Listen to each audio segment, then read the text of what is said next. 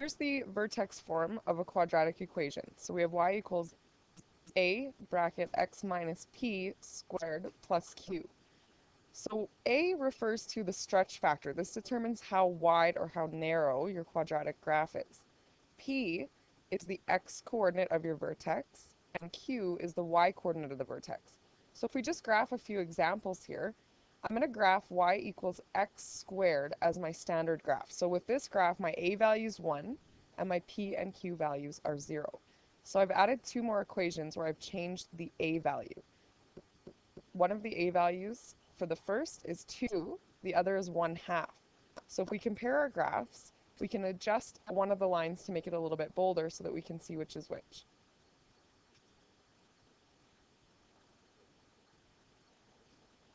And if we want a standard window to view the graphs, zoom 6.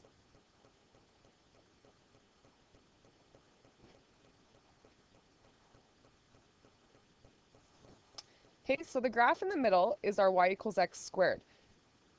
The graph that's bolder is the y equals 1/2, and then y2 is 2x squared.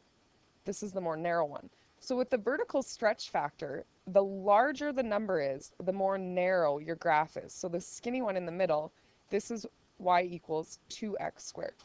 The wider graph that we have, so the one that's bolded, is y equals 1/2 x squared. So the smaller a value is actually a wider graph.